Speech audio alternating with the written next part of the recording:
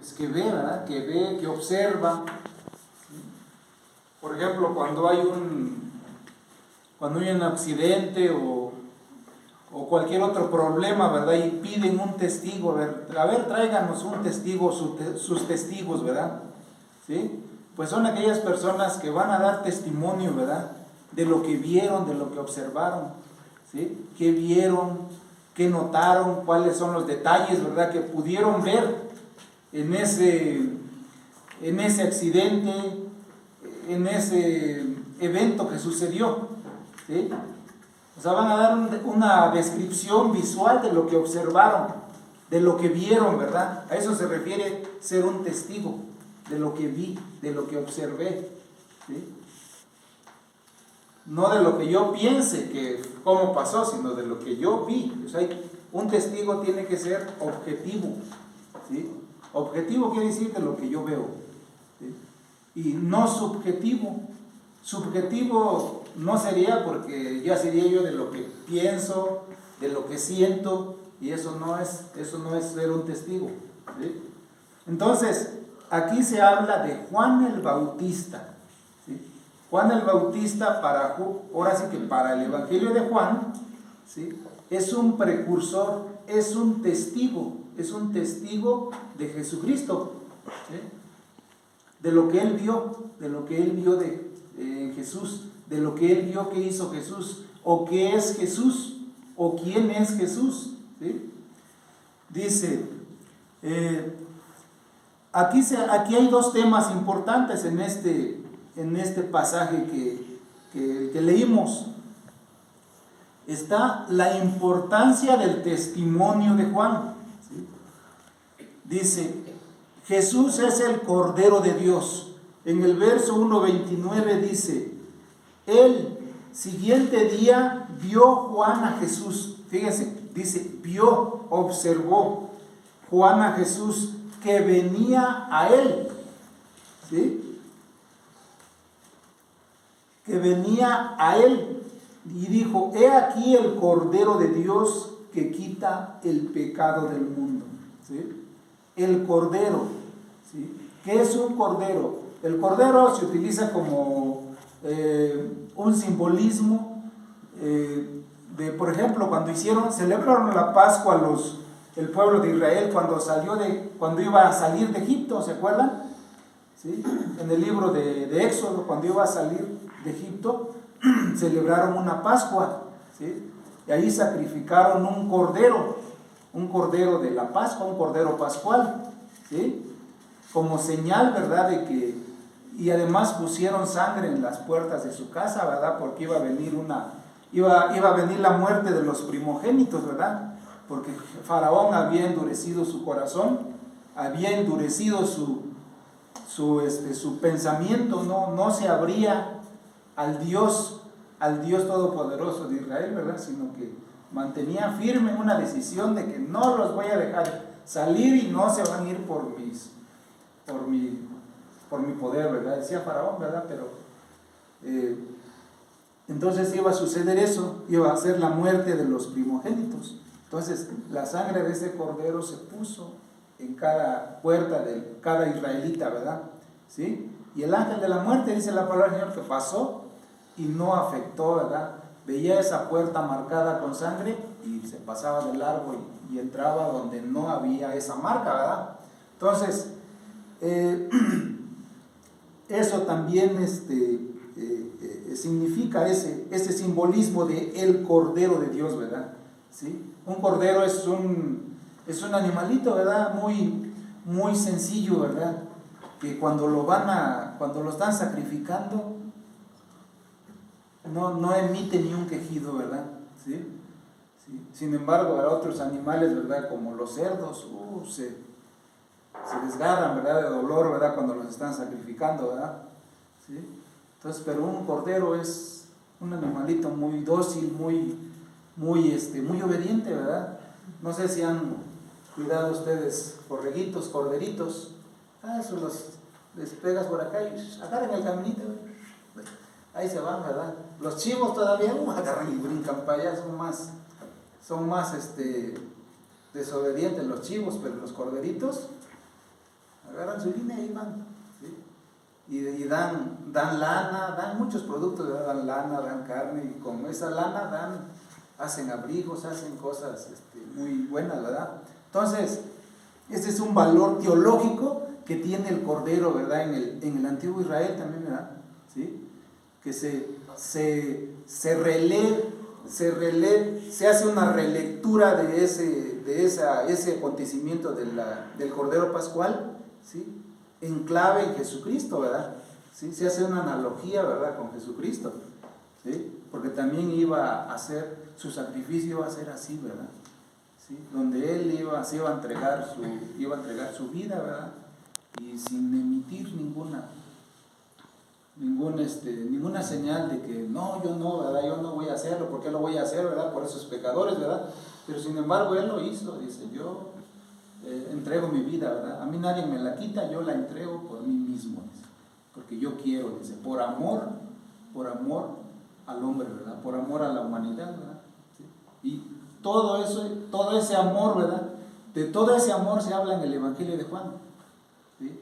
Ahí está Juan 3:16 que dice, porque de tal manera amó Dios al mundo, ¿sí? Que ha dado a su Hijo, a su único Hijo, ¿sí? Para que la humanidad no se pierda, ¿sí? Para que todo aquel que en él cree, dice, no se pierda, mas tenga vida eterna, ¿verdad? ¿Sí?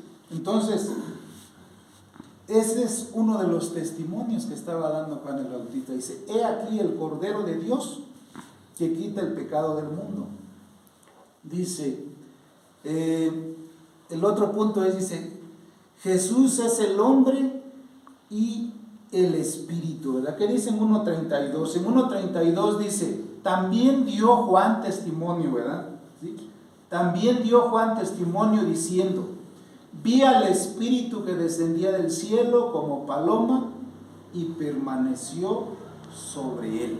¿Sí? Está dando testimonio de lo que él vio. Dice, vi el Espíritu de Dios, vi el Espíritu Santo que reposaba sobre él, dice, sobre él, que descendía del cielo, ¿sí?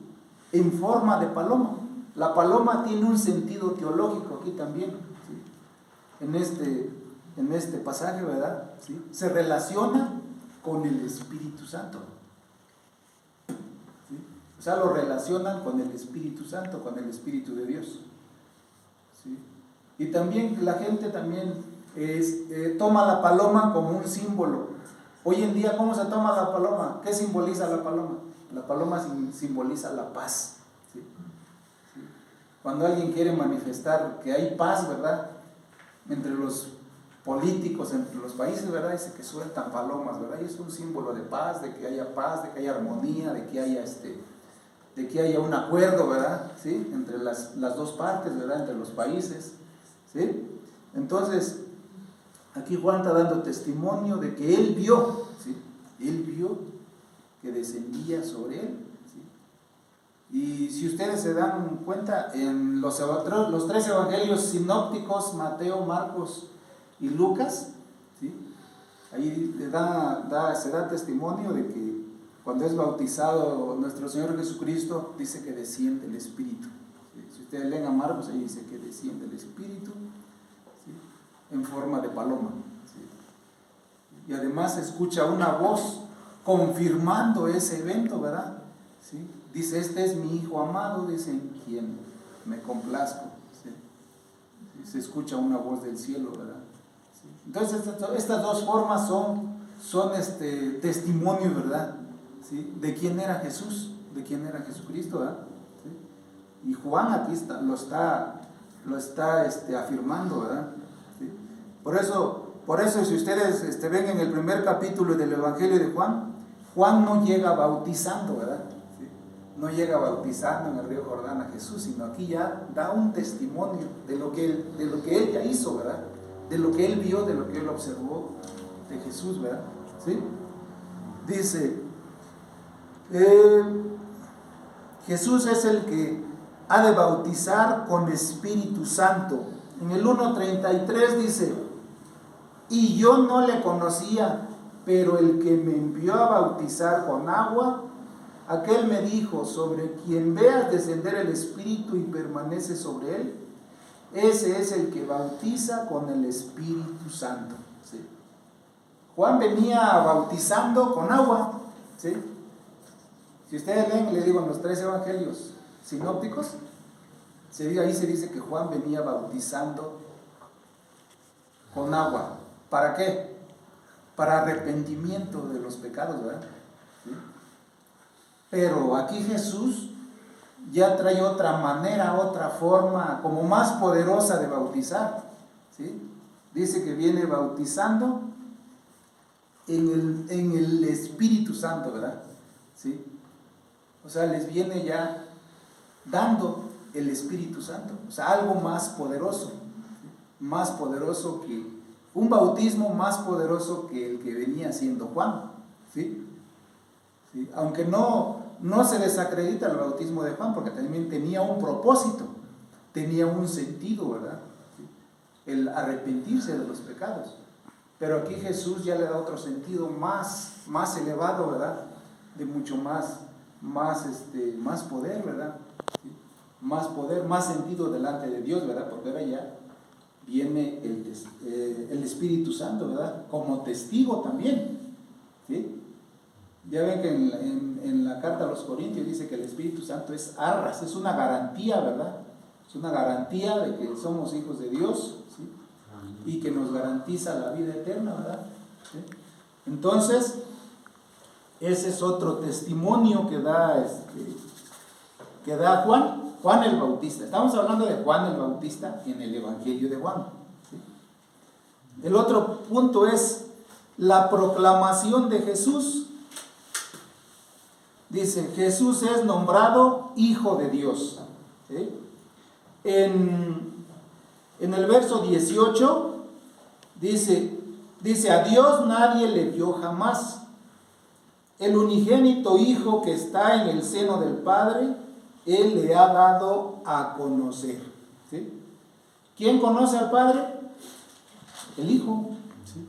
Porque dice que está junto con Él, ¿verdad? Participa de Él. ¿Sí? Conoce bien. Y si ustedes siguen leyendo el Evangelio de Juan, dice, yo hablo, dice, de lo que mi Padre me ha enseñado, de lo que mi Padre me dijo que yo hablara de Él, ¿verdad? ¿Sí? Entonces viene dando testimonio también, Jesús viene dando testimonio del Padre, y también eso quiere decir que Él es el Hijo de Dios, ¿verdad? ¿Sí? Entonces, también es otro testimonio de Juan, ¿sí? Y en los primeros versículos del 4, por ejemplo, el 4 del capítulo 1 dice Juan, en Él estaba la vida, y la vida era la luz de los hombres. La luz en las tinieblas resplandece, y las tinieblas no prevalecieron contra ella. ¿Sí? Y más adelante sigue hablando de Juan. Ahora ya habla de Juan el Bautista, ¿verdad? Dice, hubo un hombre enviado de Dios, el cual se llamaba Juan. Este vino por testimonio, ¿verdad? Este vino como testigo, ¿sí? Y estamos viendo las pruebas, ¿verdad? De que está reflejando el testigo, Juan el Bautista, ¿sí? Dice, Jesús el que quita el pecado del mundo, ¿sí? Él es el Cordero de Dios que quita el pecado del mundo. Porque acuérdense que los sacerdotes levitas, ¿qué es lo que hacían? Pues sacrificaban un cordero para perdón de los pecados. Cada familia tenía que llevar un cordero, o dependiendo de la cuestión económica, ¿verdad? También se permitía llevar tortolitas, ¿sí? Los que tenían más posibilidades llevaban un cordero, los que tenían un poquito más de economía llevaban un becerro, un toro, ¿verdad? ¿Sí? Dependiendo de la condición económica, ¿verdad? Entonces eso se sacrificaban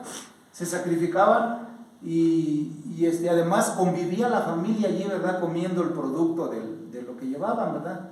¿Sí? Era una comunión, ¿verdad? Una comunión perfecta entre el pueblo, ¿verdad? Entre la familia y Dios. Había una comunión, había una participación, ¿verdad? Entre Dios y la familia o el hombre que llevaba el sacrificio, ¿verdad? que llevaba el producto a sacrificar, ¿sí? Dice, y además, no hay otro nombre, dice, no hay otro nombre como el de Jesús, como Hijo de Dios, para dar salvación a los hombres. Así dice en el libro de Hechos 4:18. Alguien que busque el Hechos 4:18 y si lo puede leer, por favor.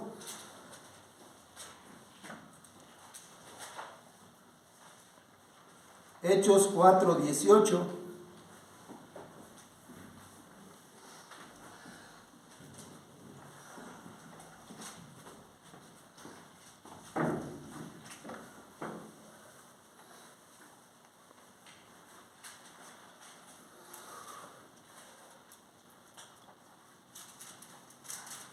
¿Qué dice Hechos 4:18?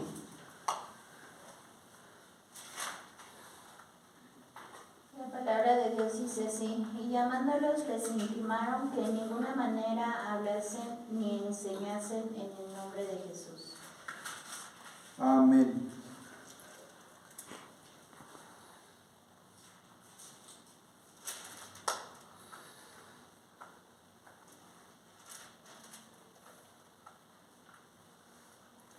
Entonces, no hay otro nombre, ¿verdad?, dado a los hombres, ¿verdad?, en el que podamos ser salvos, ¿verdad? ¿Sí? El único que puede dar salvación es Jesucristo, ¿verdad? Porque Él es el único que ha dado su vida, ¿verdad?, que se ha sacrificado, ¿verdad?, por cada uno de nosotros. Nadie más, ¿verdad? Él hizo el sacrificio, ¿sí?, como Cordero Pascual, ¿sí?, como aquel cordero que se inmoló, ¿verdad?, en aquel tiempo cuando iban a salir del Éxodo, cuando iban a salir de Egipto los israelitas, ¿sí? Nada más que los sacrificios que hacían de animales, pues había que estarlos haciendo continuamente, ¿sí? Porque esa sangre borraba los pecados, pero momentáneamente, ¿sí? Así dice en la Biblia, en el Antiguo Testamento, los borraba momentáneamente. Entonces, por eso es que tenía que hacer sacrificios continuamente, ¿sí? Porque la gente pues pecaba continuamente, ¿verdad? ¿Sí? Entonces había que hacer sacrificios. Pero ahora con el sacrificio del Hijo de Dios, con el sacrificio que hizo Jesucristo, pues es uno ya, para siempre ya, ¿sí? Uno ya, ese sacrificio ya es para siempre. Si ustedes leen el libro de la carta a los Hebreos, ¿sí?, el libro de los Hebreos, ahí explica, ¿verdad?, que ese sacrificio que hizo Jesús ya fue el único, ¿sí?, fue el único sacrificio para siempre, porque Jesús fue el que cumplió con los requisitos, ¿verdad?, que Dios marcaba o que Dios estaba marcando para que de esa manera, ¿sí?, se hiciera justicia, ¿verdad? ¿Sí? Se hiciera justicia delante de Dios, ¿sí? Porque la palabra de Dios dice que no hay justo ni aún uno, ¿sí? ¿Quién es justo? Nadie, ¿sí? Sin embargo, en Jesús, en Jesucristo se cumplió esa justicia, ¿sí? Él fue justo hasta el final, ¿sí? Él anduvo, justicia quiere decir que anduvo en el camino de Dios, anduvo en el camino que Dios estaba marcando a los hombres. Él lo hizo, ¿verdad? ¿Sí? Él caminó en ese camino de Dios, ¿sí? Hizo obras de justicia, hizo obras de amor, hizo obras de misericordia, ¿verdad? ¿Qué hizo Jesús? Y Jesús predicó el reino de Dios, que era el mensaje de la buena nueva. Jesús sanó a muchos enfermos, ¿sí? Jesús curó a ciegos, a paralíticos, a leprosos, ¿sí? Todas esas cosas hizo Jesús y son cosas de misericordia, ¿verdad? ¿Sí? Predicó el amar al prójimo, ¿sí? Cuando le preguntaron cuál era el más grande mandamiento, ¿sí?, él dijo que el más grande mandamiento era amar a Dios, ¿verdad? ¿Sí? Y el segundo mandamiento era amar a tu prójimo. Ama a tu prójimo como a ti mismo, ¿verdad? ¿Sí? Esas son cosas innegables, o sea, no las podemos negar, ¿sí? Porque Jesús las dijo y así está marcado en la Biblia, ¿verdad? El Shema, es lo que es el Shema de Israel, ¿verdad? Oye Israel, ¿verdad? ¿Sí? Tienes a tu único Dios, ¿verdad? ¿Sí? A Él tienes que adorar, ¿verdad? Con todas tus fuerzas, con toda tu mente, con todo tu ser, ¿verdad? ¿Sí? ¿Sí? Jehová uno es, dice, ¿no? O sea, todo eso es parte, ¿verdad? De lo que Jesús venía predicando, ¿sí? Porque eso venía predicando Jesús, el reino de Dios. ¿Sí? Ese es el tema de Jesús, ¿verdad? Predicar el reino de Dios. El reino de Dios se ha acercado, el reino de Dios está aquí ya, aquí y ahora, ¿verdad? ¿Sí? Por eso los llama al arrepentimiento, llama a la gente, llama a todos aquellos, ¿verdad? Que afligidos, ¿verdad? Todos aquellos enfermos, aunque muchas personas no estaban enfermos físicamente, pero estaban enfermos espiritualmente, ¿verdad? Así como ahora, ¿verdad? Mucha gente está enferma, hay enfermedades que son psicosomáticas, que son del cuerpo, se duele uno en una parte del cuerpo, pero hay enfermedades somáticas, ¿verdad? Que nos duele la parte del cuerpo, acá, por acá, ¿verdad? Pero también hay enfermedades psíquicas, ¿verdad? Enfermedades del espíritu, de la mente, ¿verdad? ¿Sí? Que pues nadie las puede curar, ningún médico, ¿verdad? Más que solamente Jesús, ¿verdad? Solamente Jesús puede curar, solamente Dios puede curar esas enfermedades. ¿Sí? Todos tenemos problemas, todos estamos enfermos, sea de una manera o de otra, ¿verdad? Sea físicamente o sea psicológicamente, estamos enfermos. Entonces, solo Dios, ¿verdad? Solo Dios puede curar, ¿verdad? Es el único que puede curar. ¿Por qué? Porque nos conoce perfectamente. Porque Él nos hizo, Él nos formó y por lo tanto nos conoce muy bien, ¿verdad? Él es un alfarero, ¿verdad? Es un alfarero que da forma. ¿Qué es un alfarero? Un alfarero es aquella persona que no sé si los han visto en las películas, en algún documental. ¿Qué es lo que hace? Tiene unas ruedas, un disco, y por aquí tiene otra polea también que está pisando, ¿no? Sí, la va pisando y va girando el disco y pone una bola de barro, ¿verdad? Y le va dando forma, como él quiere, con su mano aprovecha la velocidad del giro de la rueda y le va dando la forma que él quiere, ¿verdad? ¿Sí?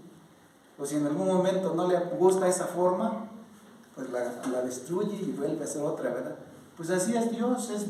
En la Biblia se habla de Dios como un alfarero, como alguien que da forma, ¿verdad? Da forma al ser humano, da forma cuando Él formó al ser humano, formó las cosas. De alguna manera Él hizo eso, ¿sí? Como un alfarero que da la forma. Crea un objeto, ¿verdad? Un objeto muy hermoso, ¿verdad?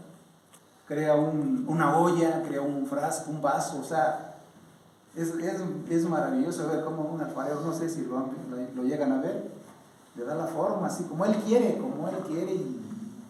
como él desea, ¿verdad? Pues así se compara a Dios, ¿verdad? ¿Sí? Dios moldea a la persona, al ser humano que quiere, ¿verdad? También que quiere, ¿verdad? ¿Sí? También es cuestión de querer. ¿Sí? No es nada más cuestión de que Dios me va a moldear, o sea, si quiero, Él me moldea, ¿sí? Como Él quiere, ¿verdad? Como Él quiere que sea yo, ¿verdad? ¿Sí? Entonces, dice aquí en el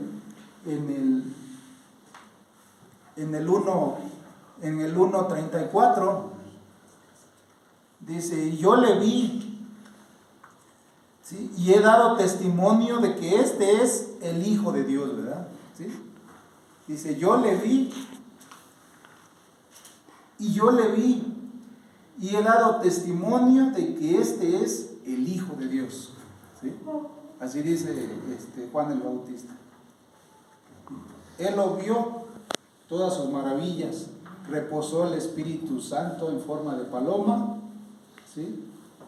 Y por eso es que da testimonio de lo que, o es testigo de lo que él vio, ¿sí? Ser testigos de Jesús significa ver la realidad como la veía, ¿sí? Y verlo a él mismo en todo ser humano, ¿sí? sea, Jesús está reflejado en cada ser humano. Dios está reflejado en cada ser humano. ¿Sí? Porque la palabra de Dios dice que Él hizo al hombre a su imagen y semejanza, ¿verdad? Entonces Dios está reflejado en cada ser humano. Por eso debemos de amar a nuestro prójimo. Debemos de amar a cada ser humano, porque allí está Dios reflejado. Si uno maldice a esa persona, pues maldice uno a Dios, ¿sí? Porque Él es a imagen de Dios, ¿sí? Entonces, ¿qué podemos aprender? Pues si vamos a ser testigos de Jesús, pues seamos como Él, ¿sí? Porque Él es nuestro modelo. Él es nuestro modelo del cual podemos ser como Él. ¿Sí? ¿Sí? Muchas personas hoy en día, ¿verdad? Siguen a un artista, ¿verdad? Un famoso artista, ¿verdad? Les gusta cómo canta, cómo viste, ¿verdad? ¿Y qué es lo que hacen los jóvenes? ¿Qué es lo que hacen las señoritas, los muchachos? Pues quieren parecerse a él. Una artista mujer, cómo se viste, cómo se peina, ¿verdad? O sea, quieren ser como ella, ¿verdad? Quieren vestirse como ella. Es más, hasta quieren cantar como ella, ¿verdad? O quieren cantar como él, ¿verdad? ¿Sí? Pues así también nosotros, ¿sí? Debemos de imitar a Jesús, a Jesucristo, ¿verdad? En su forma de ser, en su forma de actuar, ¿sí? De lo que hizo, ¿verdad? Aquí en esta tierra, ¿verdad? Cuando él anduvo, ¿verdad? ¿Sí? Porque Él predicó, ¿verdad?, el reino de Dios para salvación, ¿sí? Para vida eterna de cada uno, ¿verdad? Él no fue una persona